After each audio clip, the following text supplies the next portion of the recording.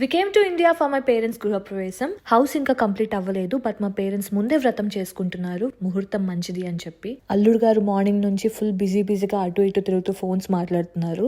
అందరికి పని చేస్తున్నాడని తెలియాలని చెప్పి చిన్న ఓవర్ యాక్షన్. డెకార్ చేసే వాళ్ళు వచ్చేసారు with so much staff. Can't wait to see the output. పాపం చాలా కష్టపడ్డారు. 4 floors లిఫ్ట్ లేకుండా they got all the stuff up. Hi చెప్పు. 4 floors నో లిఫ్ట్. అసలు రకరకాలుగా ఉంది master. Extra house 27 floors for ఎక్కువ దర్జాకు. అయ్యో పెయింట్ అంటేసింది ఏంటి? ఒక పక్కన వేడి, ఒక పక్కన పనులు, ఓ పక్కన నువ్వు.